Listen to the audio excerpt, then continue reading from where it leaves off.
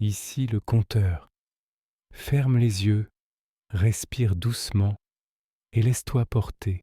Loin d'ici, très loin, une route traverse les montagnes, les déserts et les steppes depuis des siècles. C'est une route de poussière et de soie, de parfums et de secrets. Elle unit l'Orient et l'Occident, les empires oubliés et les marchands voyageurs. Ce soir, je t'invite à la suivre, lentement, sans hâte, juste écouter, ressentir, imaginer.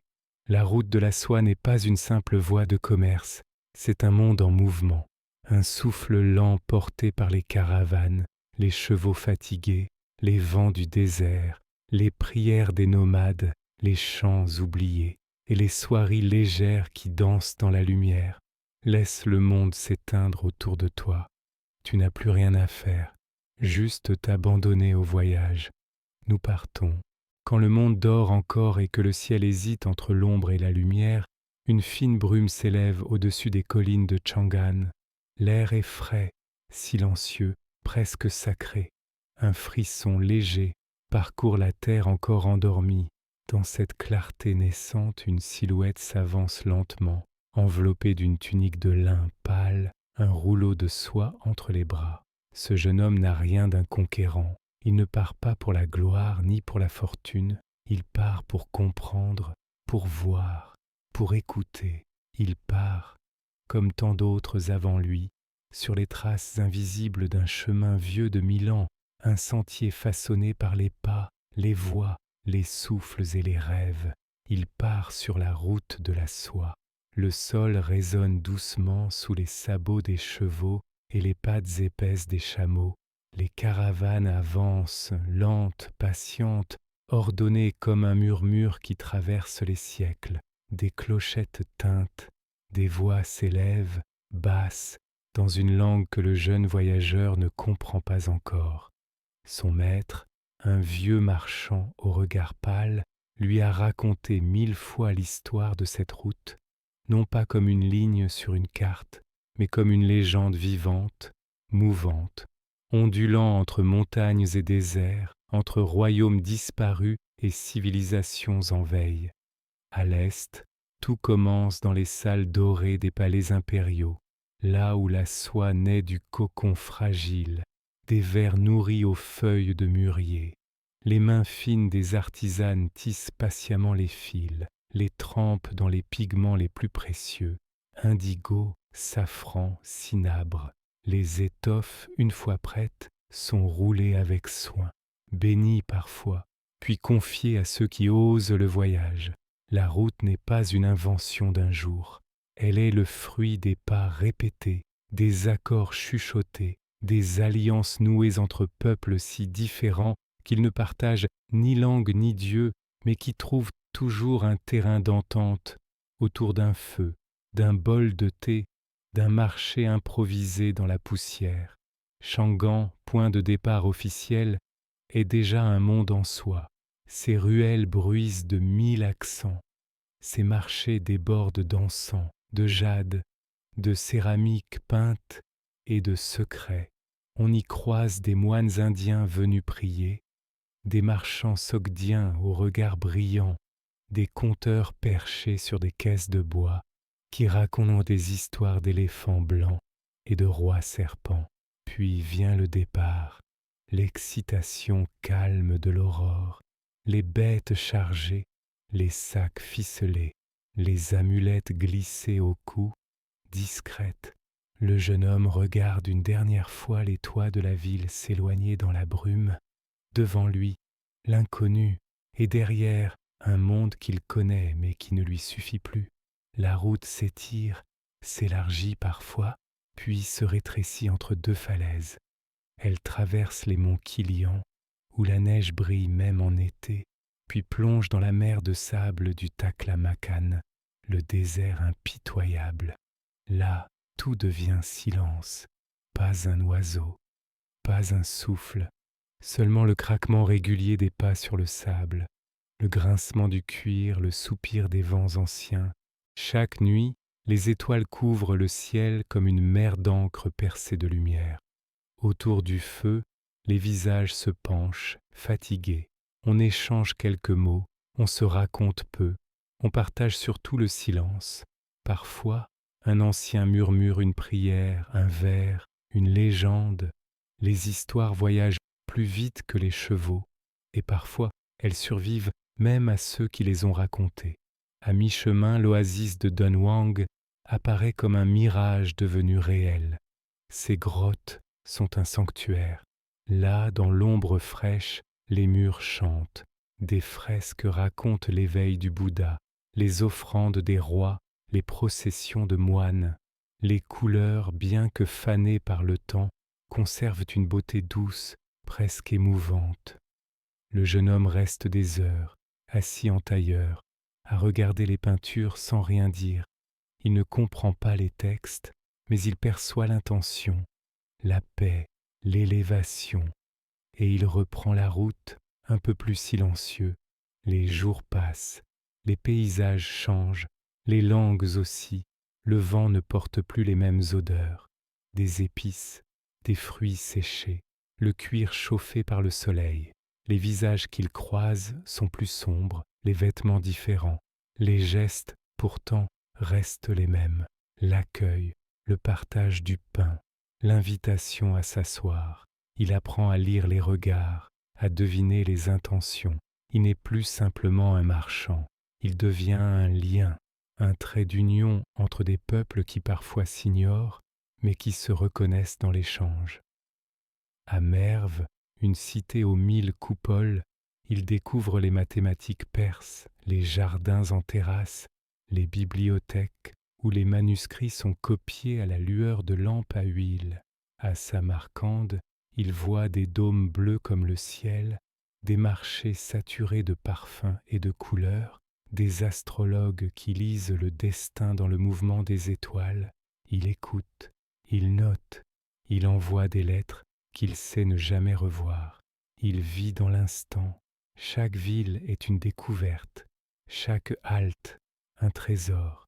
Il comprend que la route elle-même est un maître. Elle enseigne l'humilité, la patience, l'attention. À force de traverser les mondes, on devient plus qu'un voyageur. On devient un témoin. La route de la soie ne change pas seulement les marchandises, elle transforme ceux qui la foulent. Et lorsque, un soir, il s'arrête au bord d'un lac calme, le jeune homme lève les yeux. Le ciel est d'un bleu profond. Les étoiles s'allument une à une. Il pense aux visages rencontrés, aux mots appris, aux gestes transmis. Il sourit. Il sait que le voyage n'est pas fini, que la route continue. Mais déjà il ne sera plus jamais le même. Le sable, partout le sable. Il ondule comme une mer figée dans le temps, sculptée par le vent, par les siècles, par les pas des caravanes qui viennent puis s'effacent, engloutis par l'immensité. Le désert du Taklamakan, qu'on appelle parfois le désert de la mort, ne pardonne rien, mais il enseigne tout. C'est ici que la route de la soie se fait prière silencieuse, épreuve lente, solitude partagée. Le jour, le soleil tombe sans filtre.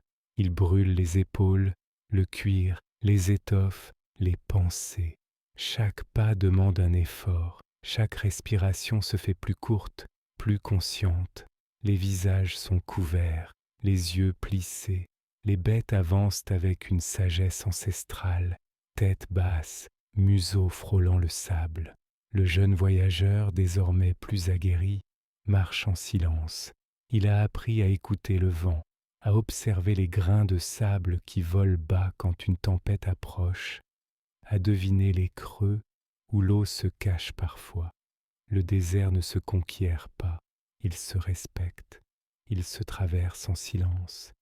Dans cette mer ocre, le monde extérieur se réduit à l'essentiel, le bruit du pas, le balancement du chameau, la respiration lente, le battement du cœur. L'esprit, au début, lutte. Il s'accroche aux souvenirs, aux attentes, à la peur du vide. Puis, peu à peu, il se rend, il se dénoue, il s'ouvre. C'est là que naît la paix, au fond d'un silence total, loin des villes et des mots. À la tombée de la nuit, quand la chaleur retombe brusquement, le ciel s'embrase, pas de lumière artificielle, rien que les étoiles, par milliers, par millions, un toit vivant qui s'étend à l'infini. Le jeune homme lève les yeux, il n'a jamais rien vu d'aussi vaste, d'aussi calme, d'aussi vrai. Les anciens le disent, dans le désert, on ne regarde pas les étoiles, on les écoute, elles chuchotent des secrets anciens, des vérités oubliées. Chaque constellation a son histoire, chaque lumière son destin. Les hommes s'allongent sur les tapis, ils ne parlent pas, ils ferment les yeux, ils respirent. Parfois, un conteur murmure un récit ancien. Il parle d'un prince qui perdit son royaume pour suivre une étoile, d'un moine qui marcha 40 années pour atteindre un arbre sacré, d'un marchand qui fit le tour du monde pour revenir là où il avait commencé, mais changé. Le feu crépite, les flammes dansent doucement, une douce odeur d'épices et de bois flotte dans l'air. C'est là, dans cette simplicité, que se vit le cœur du voyage. Le désert efface les rôles, les hiérarchies, les certitudes. Il ne reste que l'être, brut, fragile, précieux. Le jeune homme observe ses compagnons. Il y a là un médecin venu de l'Ouest, une femme sage originaire d'une tribu du Sud, un vieil homme muet mais au regard vaste. Chacun avance avec ses raisons, ses blessures, ses espoirs. Mais ici tout cela s'efface. Le désert ne demande rien, il offre l'espace. Et dans cet espace, chacun peut devenir autre. Chaque matin, la lumière revient avec lenteur. Le froid de la nuit cède sa place à la chaleur sèche. On replie les tapis, on arrose les bêtes, on murmure des prières, puis la marche recommence. Toujours la même, toujours différente. Un jour, au loin, un mirage. Puis, à mesure que l'on avance, l'irréel devient réel. Une ville surgit, une ville au milieu de nulle part. Ses murs sont faits d'argile séchée, ses rues de silence. On y trouve un puits, un marché, un temple. On y parle des langues nouvelles. Les enfants y rient, les anciens y méditent, les marchands y marchandent sans hâte. Le jeune homme s'y repose. Il apprend un nouveau mot, goûte un fruit inconnu, écoute une musique qui lui serre le cœur sans qu'il sache pourquoi. Puis, sans s'attacher, il repart, car la route appelle. Toujours, plus loin, une tempête s'annonce, le ciel s'obscurcit, le vent se lève. On resserre les couvertures sur les bêtes, on baisse les têtes, on suit le guide. La peur est là, ancienne, instinctive, mais elle est tenue, en respect par la confiance. On sait qu'on a déjà traversé pire. On sait que demain, il y aura à nouveau la lumière. Puis enfin, le calme revient, le sable retombe, le silence reprend ses droits. Et dans ce silence, une voix intérieure grandit. Elle ne dit rien, elle veille, elle soutient, elle éclaire. Le désert a cela de particulier qu'il n'efface pas les hommes, mais les révèle. Chaque nuit passée sous ces étoiles est un miroir tendu vers l'âme, chaque pas une offrande. Le jeune homme ne cherche plus à comprendre. Il accueille, il observe, il ressent et il avance. La route le mène maintenant vers les contreforts des grandes montagnes. Au loin, les cimes de l'Himalaya se découpent sur l'horizon. Elles semblent irréelles, flottantes. Le désert s'éloigne lentement, mais il reste là, en lui, comme une empreinte douce et profonde. Il sait qu'il n'oubliera jamais ses nuits, sous les étoiles, ses silences pleins, ses marches lentes. Il sait que désormais, une partie de lui appartient à ces terres arides, à ces vents brûlants, à ces feux partagés dans la nuit noire. Et quand il reprendra la route, quand il franchira les cols vers de nouveaux royaumes, il emportera ce désert en lui, comme un secret précieux, comme une paix retrouvée. Au sortir du désert, comme des perles déposées par le souffle des anciens dieux, s'élèvent les cités oasis. elles apparaissent dans le lointain, d'abord comme un mirage, puis comme une promesse. Les palmiers ondulent doucement sous la caresse du vent. Les murs d'argile se dressent dans la lumière du matin. On entend à nouveau les rires d'enfants, le martèlement lent des sabots sur les pavés, le chant d'un muezzin lointain, les tintements d'un marché déjà éveillé. Le jeune homme entre dans ces cités comme on entre dans un rêve vivant. Il y a dans l'air une senteur mêlée de dattes mûres, de cuir tanné, de tissus teintés et de fleurs séchées. Tout est plus dense, plus coloré. Après le vide du désert, le monde semble à nouveau bruire, respirer, s'étirer. Chaque oasis est un monde en soi. À Koucha, il découvre des chants liturgiques venus de l'Inde ancienne, des peintures murales d'une finesse troublante et des érudits qui récitent des poèmes en langue tokarienne, langue presque oubliée dont la musicalité le fascine. À Turfan, c'est la fraîcheur des carrés souterrains, ces canaux creusés à la main qui apportent l'eau sous les jardins. Il marche parmi les vignes suspendues, goûte les raisins dorés séchés au soleil, écoute les histoires des cultivateurs qui parlent du temps avec respect, comme s'il était un vieil ami capricieux. Dans chaque cité, on lui parle dans une langue différente, le sogdien, le persan, le chinois, le sanskrit. Et pourtant il comprend, non pas les mots, mais les gestes, les sourires, l'hospitalité, l'intention. Les marchands le reconnaissent, ils l'appellent par des surnoms affectueux, lui offrent des fruits, des objets, des légendes. Il ne marchande pas, il remercie, il apprend, il note, parfois, dans un carnet qu'il garde toujours au fond de son sac, des fragments de phrases, des dessins, des symboles qu'il ne veut pas oublier. Il comprend peu à peu que la route de la soie est une mosaïque vivante de langues, de visages, de croyances, et que c'est dans cette diversité qu'elle puise sa force. Les oasis ne sont pas seulement des haltes, elles sont des carrefours d'âme. On y échange bien plus que des marchandises. On y laisse des souvenirs, des savoirs, des prières. Un soir, dans une maison basse au toit plat, il est invité à partager un repas. On lui sert du pain chaud, du miel épais, du lait d'amande parfumé. Autour de lui, des voix rient, chantent, discutent. Il ne comprend pas tout, mais il se sent chez lui. Une vieille femme lui prend la main, la retourne doucement, il lit quelque chose, puis lui sourit. Elle ne dit rien, mais dans ce regard, il devine une bénédiction. Le lendemain, il repart. Les cités défilent, Yarkand, oasis paisible bordée de peupliers. Kashgar, à l'extrême ouest, là où le monde change encore.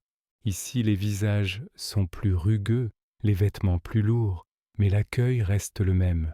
Dans les ruelles, les tanneurs travaillent à même le sol, les forgerons frappent le métal avec régularité, les calligraphes tracent sur des parchemins des versets anciens. Le jeune homme reste de longs moments à observer. Il se perd dans les souks, dans les arrière-cours, dans les marchés d'ombre et de lumière. Un matin, il entend un chant venu de nulle part, une voix claire, presque irréelle, qui s'élève au-dessus de la ville. Il suit le son, traverse des ruelles étroites, longe des murs couverts de fresques effacées, jusqu'à un patio baigné de soleil. Là, une jeune fille chante. Elle ne le voit pas. Elle chante pour elle-même, pour le vent, pour le monde. Il s'assoit, écoute, ne dit rien. Ce moment restera à jamais dans sa mémoire. La route continue, mais dans son cœur, cette voix voyage avec lui. Dans une autre oasis, il rencontre un groupe de moines bouddhistes venus du Gandhara. Ils portent des robes couleur safran, des sourires doux, des regards pleins de silence. Ils lui parlent du dharma, de l'impermanence, de la compassion. Il ne comprend pas tout, mais il ressent. Il les suit un temps, partage leur rythme, leur calme, leur écoute, puis il reprend sa marche, changé, Les langues ne sont plus des barrières, mais des ponts. Chaque mot nouveau est une graine, chaque intonation une chanson. Il commence à parler avec ses mains, ses yeux, ses silences. Dans une autre ville, il découvre une synagogue. Plus loin, une église nestorienne, et encore plus loin, une ziggourate abandonnée. Les croyances s'enchevêtrent, cohabitent, parfois s'affrontent, mais souvent se regardent sans haine. Il comprend que la route de la soie n'est pas linéaire. Elle est tissée comme une étoffe, avec ses fils visibles et invisibles. Elle ne mène pas d'un point à un autre. Elle tourne, elle revient, elle enlace. Elle est vivante. À chaque carrefour, le jeune homme laisse un peu de lui, un mot appris, un objet offert, un souvenir gravé. Il sent que son propre visage change. Ses yeux voient plus loin. Ses gestes sont plus lents. Ses pensées plus larges. Il ne cherche plus à tout comprendre. Il se laisse traverser. Il devient l'écho de ceux qu'il croise.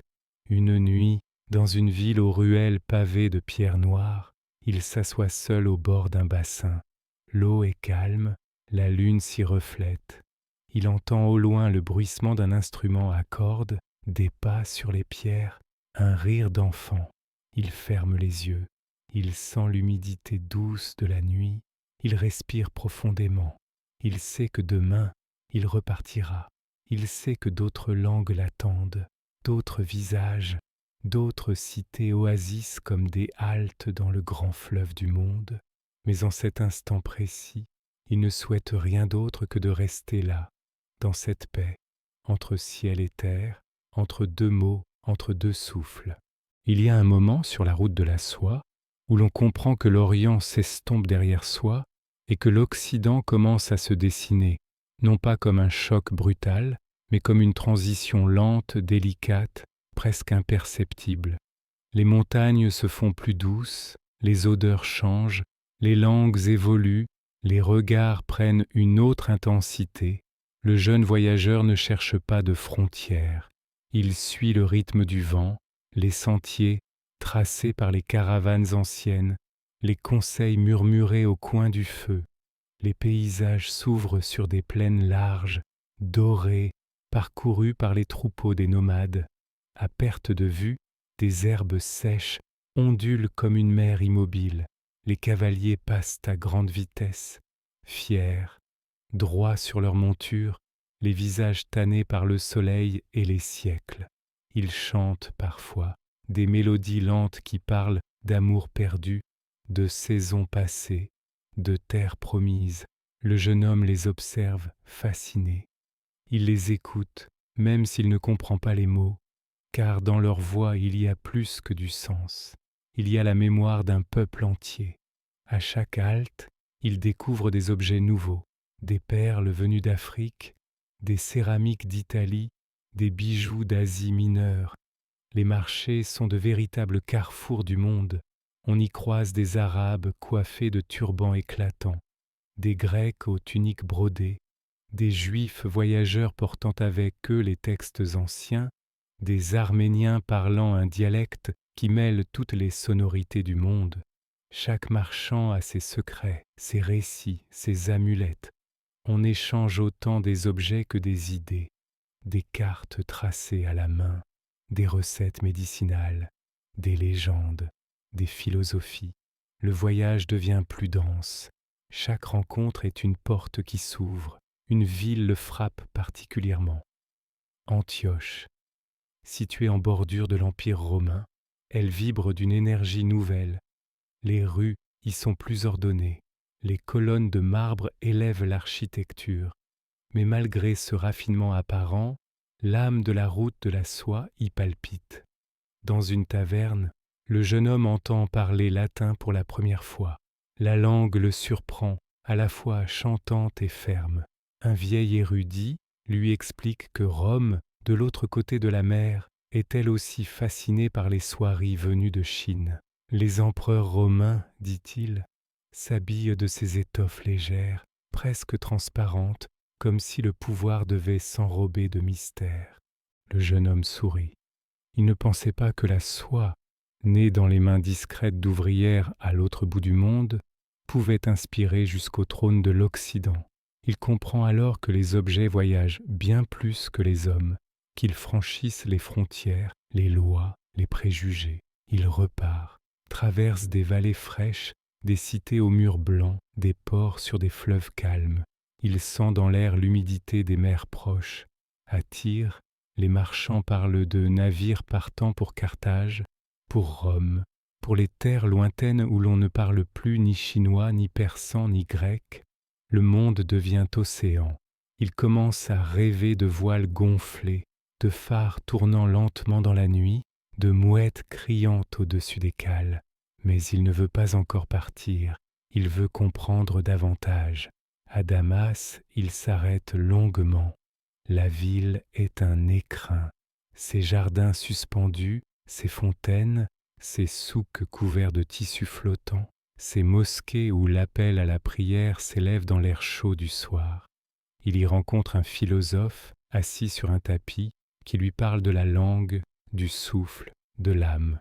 Ils ne partagent pas la même foi, mais ils partagent le silence. Un soir, dans une maison au cœur de la Médina, il entend un conte, celui d'un homme qui rêva toute sa vie de l'Orient sans jamais y aller, mais qui, en écoutant les récits des voyageurs, en avait fait une demeure intérieure. Ce conte le bouleverse.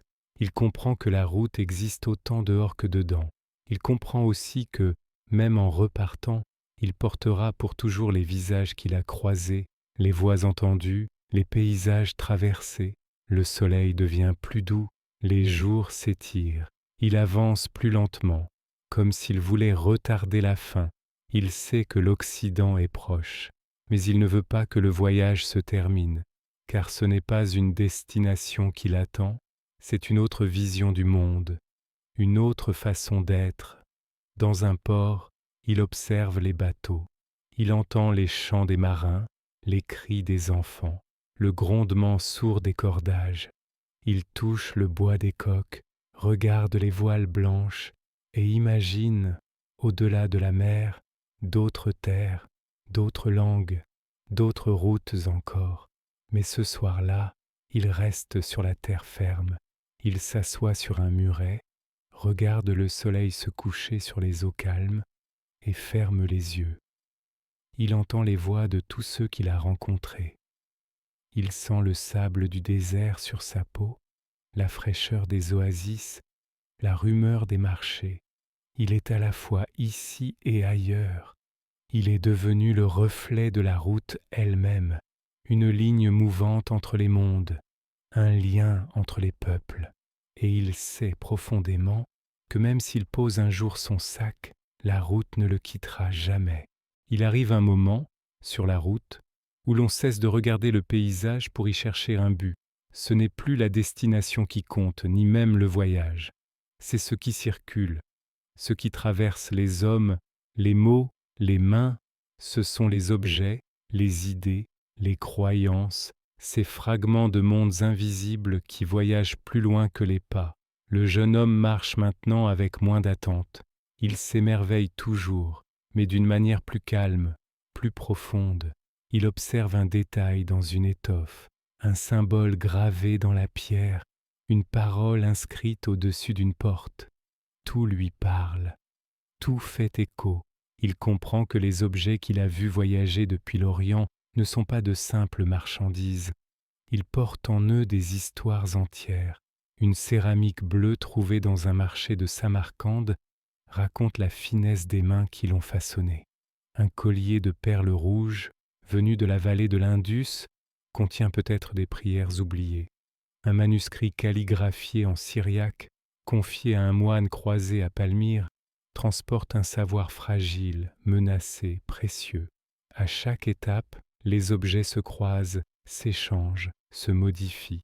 La soie chinoise se mêle aux broderies persanes, les encres indiennes imprègnent les parchemins grecs, l'or d'Afrique côtoie les pigments d'Asie centrale. La route de la soie n'est pas un lieu de pureté culturelle, elle est le contraire. Elle est mélange, superposition, hybridation, et dans ce mélange, elle crée du nouveau. À Alep, dans un quartier aux ruelles étroites, il entre dans un atelier d'alchimiste. Les murs sont couverts de signes étranges. Des fioles sont posées sur des étagères grinçantes. Un vieil homme lui parle des éléments, du feu qui transforme, de la pierre philosophale. Il ne cherche pas à fabriquer de l'or, mais à comprendre la matière, la vie, l'âme. Il lui montre un fragment d'ambre, ramassé sur les bords de la Baltique, échangé contre une poignée de soie, arrivé ici après un voyage de plusieurs mois. Il lui dit que cet ambre a peut-être touché les mains d'un roi, d'un pêcheur, d'un enfant, et que dans cette chaîne invisible, nous sommes tous reliés. Le jeune homme garde ce fragment. Il le tient dans sa paume pendant la nuit. Il y sent une chaleur douce, un mystère. Dans une autre ville, il découvre un temple zoroastrien.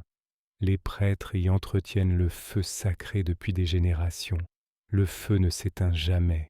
Il est nourri, protégé, respecté. Le jeune homme regarde les flammes. Elles dansent lentement, sans bruit. Il y voit l'image du voyage, fragile mais continue, menacée mais persistante. Le feu, dit-on, éclaire le cœur. Il ne consume pas, il révèle. À chaque rencontre, il sent que les croyances aussi se déplacent. Elles se traduisent, se recomposent. Le Bouddha voyage sous forme de statue. Les croix chrétiennes changent de forme. Les versets du Coran circulent en calligraphie souple. Les prières juives, chantées dans le désert, résonnent différemment dans les synagogues du bord de mer. Rien ne reste figé. Tout respire. Tout s'adapte. Et pourtant tout garde un noyau, une flamme intérieure. Il comprend que la foi, qu'elle soit récit, chant, geste ou silence, suit elle aussi les chemins de la soie. Elle traverse les royaumes, les langues, les cœurs. Dans un monastère accroché à flanc de montagne, il reste quelques jours.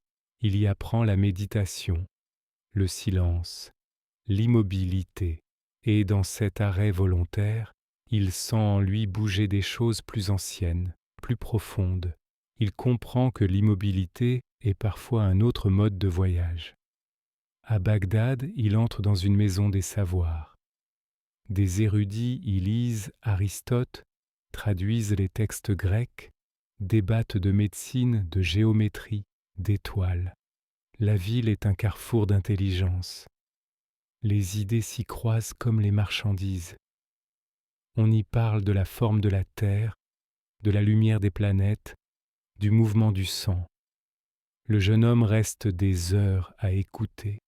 Il ne comprend pas tout, mais il sent que quelque chose s'ouvre en lui, une soif, une admiration, une joie. Il voit que les idées, elles aussi, sont faites pour voyager. Il voit que la vérité n'a pas de passeport, qu'elle appartient à ceux qui cherchent. Dans une école, il apprend l'alphabet grec. Dans une autre, il trace les premiers caractères arabes. Il mélange les mots. Il crée ses propres phrases. Il invente une langue intérieure faite de tout ce qu'il a entendu, lu, deviné. Et cette langue, il la garde en lui comme un trésor. La route l'emmène ensuite vers le nord, vers des steppes où les chamans battent des tambours pour invoquer les esprits. Il lui parle d'animaux totems, de rêves qui guident, de chants qui guérissent. Il ne rit pas, il écoute. Il sait maintenant que tout récit est sacré pour celui qui le porte. Il sait qu'il n'est pas là pour juger, mais pour apprendre, pour relier, pour transmettre. Chaque jour, il envoie des objets par d'autres caravanes. Un manuscrit à Antioche, une perle à Byzance, une étoffe à Alexandrie. Il ne cherche pas à vendre, il sème. Il devient une sorte de passeur, quelqu'un qui transporte sans posséder, qui offre sans attendre. Et cette offrande le transforme. Il devient plus léger, plus ouvert, plus calme. La route, pense-t-il, n'est pas un chemin que l'on prend, c'est une manière d'être, une façon de marcher dans le monde, avec attention, avec respect, avec amour. Un soir, alors qu'il traverse un col de montagne, il s'arrête. Le vent souffle fort. Devant lui, la vallée s'ouvre, immense. Il devine, au loin, les lumières d'un village. Il sait qu'il y dormira. Il sait qu'il y apprendra encore quelque chose. Mais pour l'instant, il reste là. Il ferme les yeux. Il entend tout ce qui circule autour de lui. Les objets, les idées, les croyances, comme une rivière invisible, comme un souffle ancien qu'il a choisi, lui, pour le porter plus loin. Il y a une forme de calme profond qui s'installe quand le voyage touche à sa fin, ou du moins quand le corps le croit. Ce n'est pas une fin réelle, car rien ne se termine tout à fait. C'est une sorte de cercle qui se referme, lentement, silencieusement, comme une brume douce autour d'un souvenir. Le jeune homme qui autrefois avait quitté son village avec un simple rouleau de soie sous le bras revient maintenant, les mains presque vides, mais le cœur chargé d'un monde entier. Il revient sans tambour ni cri, comme on rentre dans un rêve après un long jour. Son pas est plus lent, son regard plus large, son souffle plus profond. Il marche dans les mêmes sentiers qu'avant, croise les mêmes arbres, les mêmes murs de pierre couverts de mousse. Mais tout semble différent, ou peut-être est-ce lui qui ne voit plus de la même manière. À l'entrée du village, quelques enfants le regardent passer. Ils ne le reconnaissent pas tout de suite. Il n'a plus le même visage. Ses traits ont été sculptés par les vents du désert, par les prières murmurées dans les monastères, par la lumière des marchés lointains. Un ancien l'aperçoit, s'approche, l'appelle doucement. Alors les autres viennent, des rires, des silences. On l'entoure, on l'accueille, mais on ne l'interroge pas trop. On sent que ce qu'il porte dépasse les mots. Le soir même, il dort dans une maison basse au toit de chaume. Dans sa chambre, le même lit qu'avant, les mêmes poutres au plafond. Mais en lui, un monde entier veille. Il ne ferme pas l'œil tout de suite. Il écoute. Les bruits de la nuit sont à la fois nouveaux et anciens. Les insectes, le vent dans les feuillages, le frottement lointain d'un volet mal fixé. Et dans cette douceur, il revoit tout, les montagnes franchies, le sable brûlant, les visages croisés, les voix dans 1000 langues. Il ne pleure pas, il sourit, car il sait que ce qu'il a vécu est désormais en lui pour toujours. Dans les jours qui suivent, il aide au marché, il transporte les paniers, il tend la main aux plus jeunes, il ne raconte pas tout, il choisit ses récits. Il parle parfois de la mer qu'il n'a jamais vue, mais qu'il imagine comme une extension de la route. Il décrit les couleurs des étoffes, la finesse d'une porcelaine, la douceur du lait d'amande partagé dans une oasis. Il parle avec des gestes, avec le regard, avec des silences qui en disent plus que des mots. Il devient une mémoire vivante, un lien entre ceux qui sont partis avant lui et ceux qui partiront un jour. Un matin, une jeune fille lui apporte une carte, dessinée à la main. Elle y a tracé des montagnes, des fleuves, des villes qu'elle ne connaît pas encore. Elle lui demande si c'est juste. Il regarde, il sourit, il ne corrige rien. Il dit que chaque voyageur dessine sa propre carte et que celle-là est déjà vraie parce qu'elle vient d'un rêve. Un autre jour, un garçon le suit discrètement. Il lui demande timidement s'il peut un jour partir lui aussi. Il ne répond pas tout de suite. Il l'invite à s'asseoir. Il lui parle du vent, des étoiles, du feu partagé. Il dit que partir, ce n'est pas fuir, c'est chercher, c'est écouter, c'est se laisser transformer. Le garçon hoche la tête. Il comprend. Le jeune homme devenu ancien reprend sa marche quotidienne. Il traverse les champs. Il regarde les saisons passées. Il sent le monde tourner doucement. Il ne se sent pas immobile. Il est en mouvement à l'intérieur. Il sait que le voyage continue, même si ses pas restent ici. Chaque souvenir qu'il porte est un éclat vivant. Chaque visage croisé l'habite encore. Il se rappelle la main d'un moine posé sur son épaule, le chant d'une femme dans une cour silencieuse, le regard d'un enfant tenant une perle comme un trésor. Tout est là, rien n'a disparu. Un soir, il s'assoit sous un arbre. Le soleil décline, les ombres s'allongent. Il ferme les yeux, il entend à nouveau les bruits du désert, le souffle du vent dans les montagnes, le murmure des langues oubliées. Il sourit, il sait que le voyage ne demande pas de route, il suffit de fermer les yeux, d'écouter, de se souvenir. Et alors, tout revient, les marchés de Damas, les temples de Dunhuang, les rires à Samarcande, les silences d'Alep. Il les sent vibrer en lui comme une musique douce, comme une prière lente, un murmure d'étoffes et de visages, un monde de soi et de voix. Il sait que, même ici dans ce village paisible, il est toujours en marche.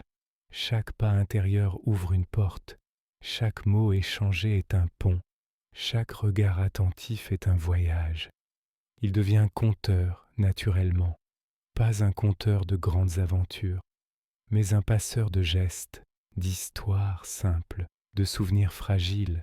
Il raconte au coin du feu, il écoute les autres raconter, il tisse les fils entre les générations, et ainsi la route de la soie continue de vivre, non plus dans les sables brûlants ou les caravanes nombreuses, mais dans les mots, dans les silences, dans la mémoire transmise, dans les rêves éveillés. Un matin, il déplie une étoffe qu'il a gardée, une soie turquoise, fine, presque transparente. Elle n'a pas perdu sa couleur, elle ondule dans la lumière comme une vague douce. Il la tient entre ses mains, il pense à la jeune ouvrière qu'il a tissée, à l'homme qu'il a porté, à la route qu'elle a traversée, et il comprend. Tout cela continue, rien ne s'est perdu, rien ne se perd jamais. Il referme le tissu, le range dans une boîte, il se lève, il marche à nouveau, et dans son souffle, dans son regard, dans sa présence silencieuse, on devine les 1000 visages de la route, on entend, si l'on écoute bien, le froissement discret de la soie dans le vent. Si cette histoire vous a plu, pensez à liker, à vous abonner et à activer la cloche pour ne pas rater les prochaines. C'était le conteur. À bientôt pour de nouvelles histoires.